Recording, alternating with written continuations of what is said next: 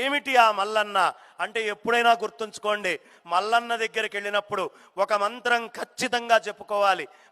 మల్లన్న కళ్యాణానికి ముందు కూడా చెప్పుకోవాలి. పెద్దగా అనండమ్మ, చేదుకో మల్లన్న మమ్మాదుకో మల్లన్న, చేదుకో మల్లన్న మమ్మాదుకో మల్లన్న, చేదుకో మల్లన్న మమ్మాదుకో మల్లన్న. ఈ మంత్రాన్ని ఖచ్చితంగా చెప్పుకొని తీరాలి. ఏమిటి అంటే, నీళ్ళు ఎక్కడో బావిలో ఉంటాయి, అంటే లోతులో ఎక్కడో ఉంటాయి. మనం కూడా ఈ సంసారం అనేటటువంటి లోతుల్లో ఎక్కడో పడి కింద ఉన్నాం.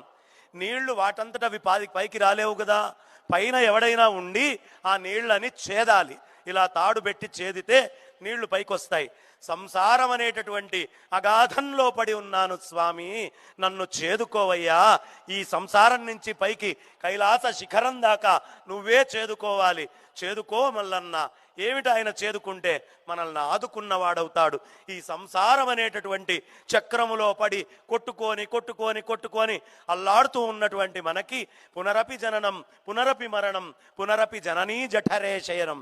అలా పుట్టి చచ్చి పోతున్నటువంటి ఇబ్బందుల్లో ఉన్న ఈ జీవుణ్ణి శాశ్వతత్వాన్నిచ్చి తన కైలాస సామ్రాజ్యాన్ని మనకు అనుగ్రహిస్తాడు.